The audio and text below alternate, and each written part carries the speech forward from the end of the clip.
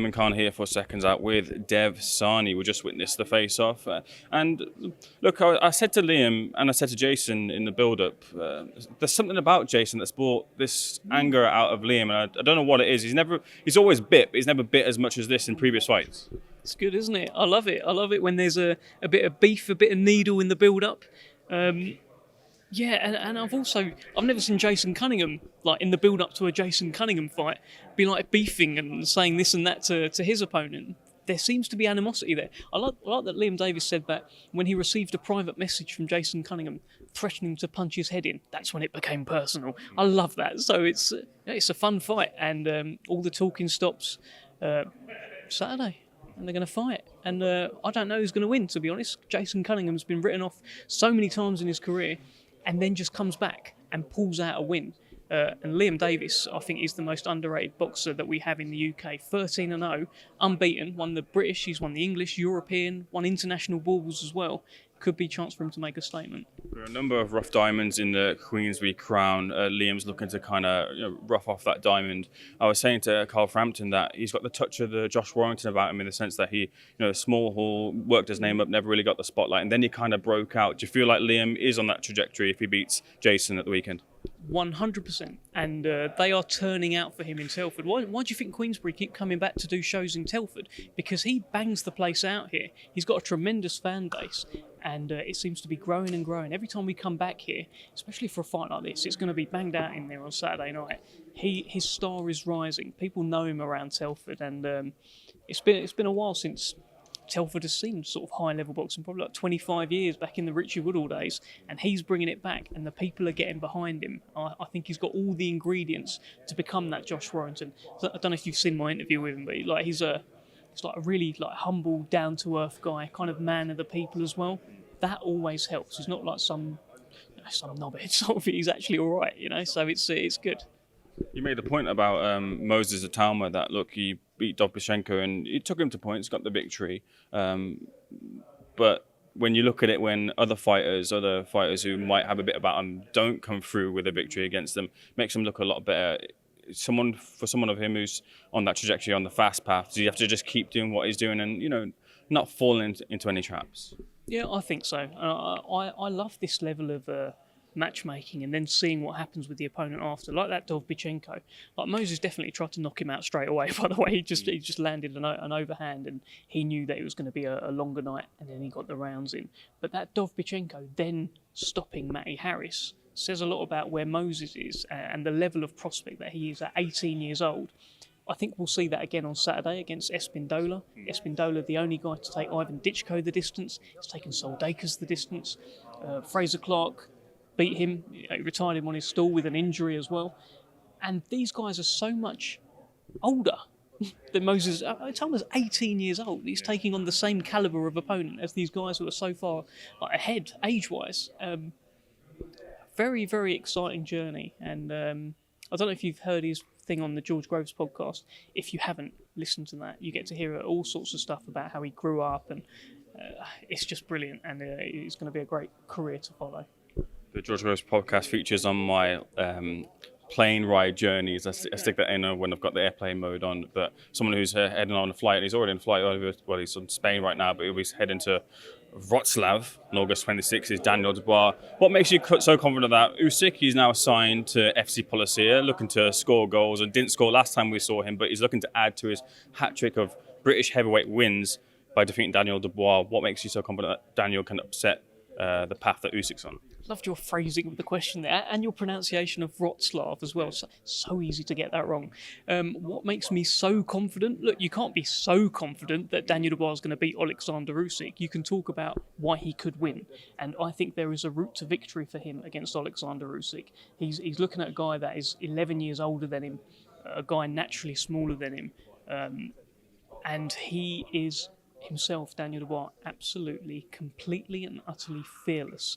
And that is the key in this. It could be his undoing in the fight, but it could also lead to him becoming the unified world heavyweight champion. You've seen those trade-ups that he's had with the likes of Richard Lartey in the past, where he's got a big puncher in front of him, and he don't care. He's just swinging away. He doesn't overthink it. And against Usyk, that's what we need. It's what everyone was crying out for Anthony Joshua to do in his fights against Usyk. Just stick it on him. Obviously, you need to be a bit more calculated than that. But Daniel Dubois can be utterly reckless in there, and that could be what leads to him winning. Now, congratulations on your rise to prominence in boxing. You're doing these press conferences and you get them in the wing. You're a complete natural to it. However, I will say, and put you on the spot a little bit, I'm somewhat surprised to not see Frank Warren or George Warren at the Poland leg of the Usyk Dubois press conference. Is that maybe indicative of the lack of confidence that Dubois might not get the victory? No, not at all. Not at all. I think Frank's obviously has got problems with his back, so he's not on many flights at all these days. And George he just couldn't make it that day. So they told me like literally at the last minute to go. All the plan was for George to go. But yeah, no, look, Queensbury, we're confident. We're backing our guy. And you saw it at the London presser as well. Remember, it's a 2-leg media tour. So at the London presser, you saw Frank giving it big time, squaring off with Igis Klimas and having all sorts of fun. So trust me, we are very much behind Daniel Dubois. And how do you show you're behind Daniel Dubois? Let's not forget 5 fights ago, he lost. He got stopped against Joe Joyce. 5 fights later, and this is indicative of how Frank backs his fighters. He's fighting for the Unified World Heavyweight Championship. That's how you back your fighter. Good answer. What do you make of the rapping, though? Look, mind games have started, and speaking to John Charles, he feels like that's part of the mind games. Is it? Have they started? I don't know if you can play mind games with Daniel Dubois, to be honest. He just seems to take it all in his stride. Can you get into Daniel Dubois' head? I mean, he just sort of looked over to him, and he seemed a bit sort of bemused, confused. I don't know, but I don't know if Usyk can play mind games with Daniel Dubois. But he can probably with most, but I don't think Dubois cares about any of that. Hot topic in boxing is Tyson Fury taking on Francis Ngannou. Look, just getting to the meat of the question here. A lot of fans had a lot of support for Tyson and carried him amongst himself, obviously pushing himself to the top, and maybe feel that he's kind of jettisoned them a little bit in favour of the money by not fighting someone in the rankings right now. Is Tyson in danger of losing the favour that he has with the boxing public? I don't think so. I think boxing fans can be fickle at times. Tyson Fury has been a pariah at a different point in his career where people have called him all this and all that, and then then they loved him, right? And that's just life. That's just boxing. Not everyone's going to like you all the time, but what Tyson's doing is he doesn't have a mandatory challenger. That's not his fault. Right, he doesn't have a mandatory challenger. When he has them, he fights them. Dillian Whyte, he fought him. He tried to fight Oleksandr Usyk for all the belts. It hasn't happened. He tried to fight Anthony Joshua. Anthony Joshua would rather fight guys that Tyson's recently knocked out instead of fighting Tyson. So what's Tyson going to do? Is he going to go down the rankings and fight guys whose names you can't really pronounce, or is he going to take a huge offer from Saudi Arabia?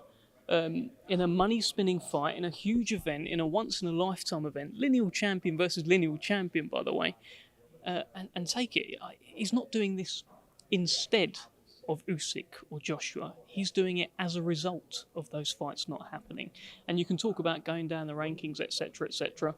Those fights don't make the interest, the money that the Ngannou fight does. So he's not just going to fight UFC fighters forever. It's just this is an opportunity. Go and take it. Let's spitball for a moment because everything's on the table, and I believe you've kind of been dropping the details of the actual event and it being a proper fight and the rules as such. If Tyson Fury suffers a knockdown or God forbid in terms of the plans for Undisputed that he visibly loses, where does that leave him? And that is the level of jeopardy in the fight. Can you imagine if Tyson Fury lost to Francis Ngannou? Can you imagine if Francis Ngannou, in the Guinness Book of World Records for the hardest punch in the world, can you imagine if he knocks him out? It is kind of unthinkable, right? But what if? What if? And where does that leave Tyson? Where does that leave boxing?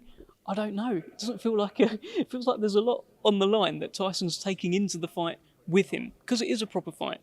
With proper gloves, with proper rounds, 3 judges. I don't know if they'll be needed, but the 3 judges will be there as well. A lot of jeopardy, and people are trying to throw rocks at the fight and saying it's an exhibition, etc. Roy Jones against Mike Tyson, that was an exhibition, right? Bigger gloves, 2-minute rounds, etc. That's an exhibition. You won't see any of that kind of thing with Fury against Ngannou. A few final things. I will let you talk some more to a couple of the outlets. Look, Anthony Joshua come up. he can't really seem to win, if I'm honest. Like, a lot of people want him to speak. Then when he speaks, a lot of people want to jump on him for speaking. Where do you stand on the comments that he made about his former coach, Robert McCracken? Right, well, what did he say? I saw that like his mate went on Talksport to defend him against Carl Froch. I thought that was quite funny. The comments themselves. So he said something about he's wasted his career with him. Was that right? I don't know. I think you're right in what you said, that he can't say anything right. Can't say anything. That won't get scrutinised. It doesn't sound like a great thing to say, but you don't know what the relationship's like. Maybe he's got good reason to have comments like that about Rob McCracken. To us, it doesn't seem particularly in good taste, but maybe they've had some heated conversations behind the scenes, which has led to this animosity feeling between them. I don't know, but it was quite surprising to hear. Tommy Fury versus KSI has been teased, not with Queensberry anymore, but what do you know? Only what's been teased, as you said, he's not with Queensberry anymore. I think Tommy's got a lot of opportunities to essentially fight, guys like that in the kind of misfits kind of sector. That's not really the sector Queensberry are operating in. So Tommy's got to go and get his bag. He will beat KSI, of course. He'll beat KSI. I'll be watching, and good luck to Tommy. As you look in press conferences, often anything sort of kind of goes, and there's things that are permitted in press conferences often don't happen in social settings and social scenes. In the Misfits press conference recently, it was really poor what happened, if I was just saying it clearly, with Oleksandr and Modine. Did you see that? And what example is that setting for the wider public and children who are tuning in? And it came quite hot on the heels of the lady revealing herself. Not great. I hated it. I don't like it. I don't like that. Of course, like how can you just chuck? I know they said it was Turkey as well, but there were still comments made which were kind of race baiting kind of comments, and I don't know. Craig Scott wrote something quite nice about it. I kind of concur with what he said. Don't like seeing it. Hope to never see it again, and hopefully they clean up their act. One thing, we would know how boxing works. A lot of things get said through the grapevine. A lot of people waiting for this Conor Benn verdict. We thought we'd be getting a verdict soon. What do you know? What have you heard on the grapevine? Because the Eubank Jr. versus Smith fight has happened. That leaves Conor Benn without an option. Maybe there's a direction it's gone in. Let's see. I saw Eddie Hearn on Piers Morgan. He seems pretty confident that he'll be cleared. So will we find out? I don't know. Everyone's kind of waiting with bated breath. But I think the boxing world collectively would like a conclusion to this saga. So let's see. Appreciate it, Dev. Cheers, mate. Cheers.